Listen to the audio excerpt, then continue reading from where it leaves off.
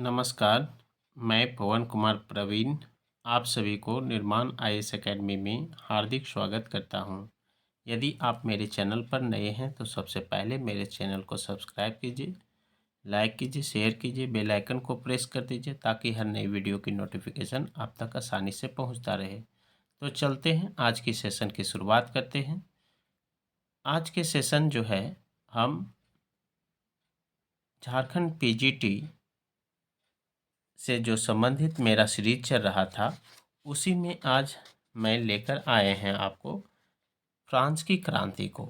इसके पहले मैं झारखंड पीजीटी में विश्व इतिहास, जिसमें पुनर्जागरण, रनेसा और अमेरिका का स्वतंत्रता संग्राम पर चर्चा किए थे।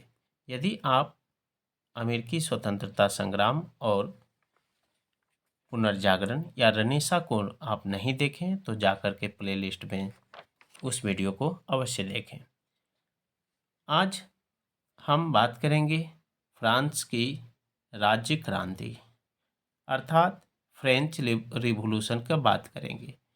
यहाँ से झारखंड पीजीटी में प्रश्न आने की प्रबल संभावना है, तो आप लोग इसे ध्यान से देखिए, सुनिए, स्किप मत कीजिए, लगातार आप सुनते रहिए ताकि आपके ज्ञान में लगातार वृद्धि होता रहे। तो चलते हैं, आज के सेशन की शुरुआत करते हैं। आज मैं फ्रांस की राज्य क्रांति से संबंधित बात करेंगे। तो आप जैसा जानते हैं कि फ्रांस की जो राज क्रांति हुई थी वो आपके लुई 16वां के शासनकाल में 1789 यानी 1789 को शुरुआत हुई थी। फ्रांस में जिस समय फ्रांस की राज क्रांति होती है उस समय फ्रांस में जो है सामंती प्रथा का प्रचलन था। यानी फ्रांस की क्रांति के समय फ्रांस में सामंती प्रथा का प्रचलन था। फ्रांस की जो क्रांति होता है वो आपके 14 जुलाई 1789 ईस्वी को क्रांतिकारियों ने ब्रास्तील के कारागृह के फाटक को तोड़कर बंदियों को मुक्त करने के साथ ही ये राजक्रांति की शुरुआत होती है। इसीलिए आप देखेंगे 14 जुलाई को प्रत्येक वर्ष जो है आपको फ्रांस में आपका राष्ट्रीय स्वतंत्रता दिवस के रूप में मनाया जाता है। तो प्रश्न पूछा जाता है कि फ्रांस की राजक्रांति कब शुरुआत हुई। तो फ्रांस की राजक्रांति, प्रिय विद्यार्थी, ठीक है, का शुरुआत 14 जुलाई को ब्रास्तील के फाटक जो है, जो ब्रास्तील के जेल थे उसके फाटक को तोड़कर जब कैदियों को वहां से मुक्त कर दिया गया था, तो उसी दिन से फ्रांस की राजक्रांति की शुरुआत होती है और 14 जुलाई को ही फ्रांस में राष्ट्रीय दिवस के रूप में मनाया जाता है। ठीक है, आगे चलते हैं। फ्रांस की क्रांति का ही जो देन है वो क्या है? समानता, स्वतंत्रता और बंधुत्व का नारा जो है वो फ्रांस की राजक्रांति की ही देन है। तो फ्रांस की जो राजक्रांति है उसका क्या देन है? समानता, स्वतंत्रता और बंधुत्व। तो समानता को इक्वालिटी कहते हैं, स्वतंत्रता को लिबर्टी कहते हैं और बंधुत्व को जो है यानी आपको फर्टिनिटी कहते हैं। तो कभी कदार आप देखेंगे परीक्षा में इक्वालिटी, लिबर्टी एंड फर्टिनिटीज शब्द जो है हिंदी में लिखाया जाता है। तो पूछता है ये किस क्रांति की देन है? तो फ्रांस की क्रांति की देन है। मैं ही राज्य हूँ, कहता है मैं ही राज्य हूँ और मेरे वाक्य ही यानी शब्द ही जो है वो कानून है। ये किसका देन था? तो ये जो है आपका लुई 14वां का था। किसका? लुई 14वां का। इसी प्रकार जो है आप देखेंगे राजा की निरंकुशता एवं स्वेच्छाचारिता पर अंकुश लगाने के लिए फ्रांस में पालरमा नामक संस्था थी, ठीक है, जिसकी संख्या जो है 17 थी। कितनी थी? 17 थी। और कहता है कि और जो है ये पालरमा नामक जो संस्था थी उसकी संख्या कितनी थी? 17 था, जिसका गठन जो है न्यायालय के रूप में किया गया था। न्यायाधीशों का पद जो है कुलीन वर्ग के लिए सुरक्षित होता था। न्यायाधीशों का जो पद होता था वो कुलीन वर्ग के लिए सुरक्षित होता था और ये पद जो है वंशानुगत होते थे। क्या थे? वंशानुगत होते थे। इसी प्रकार आगे अब देखेंगे फ्रांस जो है आपको फ्रांस में जो है वायसराय के शीश महल का निर्माण जो है लुई 14वां के शासन काल में हुआ था, यानी लुई 14वां ने करवाया था। अब वही लुई 14वां जिसने कहा कि मैं ही राज्य हूँ और मेरे शब्द ही कानून हैं। ठीक है, यह वाक्य लुई 14वां का है। इसी प्रकार आप देखेंगे वायसराय को फ्रांस की राजधानी लुई 14वां ने बनाया था, यानी वर्साई को फ्रांस की राजधानी जो है लुई 14वां ने बनाया था। आगे 16वां जो है 1774 ईस्वी में फ्रांस की गद्दी पर बैठा। मतलब जो है आप देखेंगे कि लुई जो है 16वां जो है आपको फ्रांस की गद्दी पर कब बैठा था? तो आपका 1774 ईस्वी को वो बैठा था। आप जानते होंगे फ्रांस के प्रधानमंत्री को जो है यानी पीएम ऑफ फ्रांस जो है क्या कहा जाता है? लुई कहा जाता था। क्या कहा जाता है? लुई। तो फ्रांस की गद्दी पर जो है आपका लुई 16वां जो है 1774 ईस्वी को फ्रांस की गद्दी पर बैठा। इसी प्रकार लुई 16वां की पत्नी का नाम जो है अंतवानेत जो थी वो ऑस्ट्रिया की राजकुमारी थी। अंतवानेत लुई 16वां की जो पत्नी थी वो मेरी अंतवानेत ऑस्ट्रिया की राजकुमारी थी। राष्ट्र की समाधि वर्साई की भड़कीला राज दरबार था, यानी राष्ट्र की समाधि यानी राष्ट्र की मृत्यु जो है वर्साई का भड़कीला राज दरबार था। लुई 16वां को देशद्रोह के अपराध में फांसी दी गई। कई दफा प्रश्न यहाँ से पूछा जाता है कि निम्नलिखित में से किसे जो है यानी कौन सा प्रधानमंत्री को आपके फ्रांस का आपकी फांसी की सजा हो गई? तो आपके लुई 16वां का। टेले टेले क्या था? तो टेले एक प्रकार का भूमिकर था। टेले क्या था? एक प्रकार का भूमिकर था। और टीथे जिसे टाइथ कहते हैं, टीथे एक प्रकार का धार्मिक कर था जिसे चर्च को देना पड़ता था। फ्रांस की क्रांति में जो है वाल्टेयर, मोंटेस्क्यू और रूसो ने सर्वाधिक योगदान किया था। तो तीनों का जो है फ्रांस की क्रांति में महत्वपूर्ण योगदान भी रहा। ठीक है, वाल्टेयर जो था वो चर्च का विरोधी था।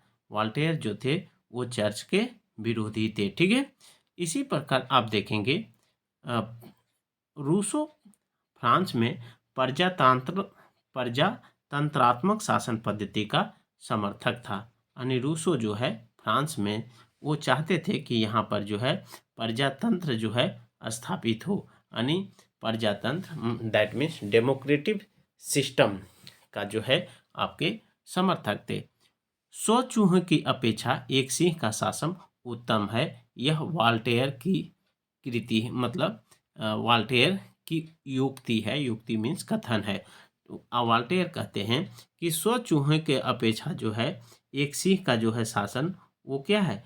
सर्वोत्तम है। ये वाल्टेयर कहते हैं। ठीक है, आप देखेंगे सोशल कॉन्ट्रैक्ट जो है रूसो की, सोशल कॉन्ट्रैक्ट किसकी है? रूसो की वह लेटर ऑन इंग्लिश जो है लेटर ऑन इंग्लिश वाल्टेयर की रचना है।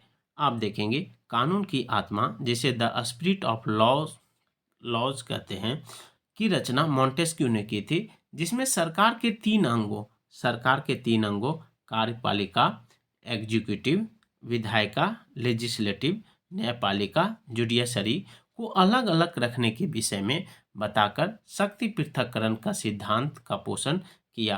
किसने किया? तो मोंटेस्क्यू ने अपनी पुस्तक जो है कानून की आत्मा में इन्होंने लेजिस्लेटिव, एग्जीक्यूटिव एंड जुडिशरी को कैसे पृथक करना है, ठीक है, पृथक्करण सिद्धांत आपका इन्होंने दिया। इसी प्रकार देखेंगे फ्रांस की क्रांति का सबसे महत्वपूर्ण नारा जो है समानता, या जिसे मध्यम वर्ग ने आगाज किया था, स्वतंत्रता और बंधुत्व भी क्रांति का नारा था। तो आगे देखेंगे 18वीं शताब्दी में फ्रांस 3 स्टेट्स में बटा था, यानी 3 श्रेणियों में बटा था। प्रथम स्टेट्स में, यहाँ से कई दफ़ा प्रश्न पूछते हैं, प्रथम स्टेट्स जो हैं उसमें आपके पादरी थे। द्वितीय स्टेट में अभिजात वर्ग, जिसे नोबिलिटी कहते हैं। तृतीय स्टेट में आपके सामान्य जनता था, जिनमें 90% वहाँ के जनता निवास करते थे। उन्हें सभी प्रकार के कर देने पड़ते थे। इस वर्ग में व्यापारी, डॉक्टर, वकील, जज, अध्यापक, शिक्षक, लेखक, शिल्पी, किसान, मजदूर सभी शामिल थे। यानी फ्रांस का जो है समाज 3 स्टेट्स में बटे थे, अर्थात 3 श्रेणियों में बटा हुआ था। प्रथम श्रेणी में पादरी होता था। पादरी देखेंगे फ्रांस में सबसे नीचे होता था, ठीक है। आप ऊपर से आप देखेंगे तो सबसे ऊपर पोप होता था, पोप के नीचे कार्डिनल होता था, कार्डिनल के नीचे बिशप होता था, बिशप के आर्क बिशप हो गया, और सबसे नीचे जो है आपका ये पादरी होता था, ठीक है। तो पादरी जो है आपके चर्च में, तो प्रथम स्टेट में पादरी होते थे, द्वितीय स्टेट में अभिजात वर्ग था, नोबिलिटी, और तृतीय स्टेट में सामान्य जनता था। और सामान्य जनता को ही सभी प्रकार के जो है टैक्स को देने पड़ते थे। क्या थे? टैक्स को देने पड़ते थे, यानी जितना भी टैक्स होता था वो आपके वकील, जज, अध्यापक, शिक्षक, लेखक, शिल्पी, किसान, मजदूर, व्यापारी और डॉक्टर को अदा करना पड़ता था, ठीक है।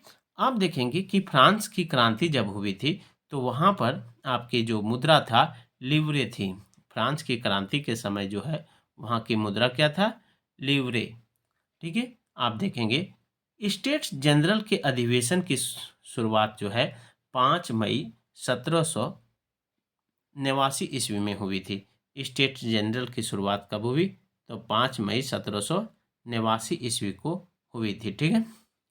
आप देखेंगे माप तौल की जो प्रणाली है, माप तौल की दशमलव प्रणाली फ्रांस की देन है। सांस्कृतिक राष्ट्रीयता का जनक हार्डर को कहा जाता है। सांस्कृतिक राष्ट्रीयता का जनक किसे कहा जाता है? हार्डर को कहा जाता है। नेपोलियन का जन्म 15 अगस्त 1769 ईस्वी को कोर्सिका द्वीप की राजधानी अजासियो में हुआ था। एक बार फिर से देखेंगे कि भारत की जो स्वतंत्रता दिवस है 15 अगस्त को, उसी तारीख को 15 अगस्त को ही नेपोलियन का जन्म होता है। लेकिन ईस्वी सन जो है 1769 ईस्वी में।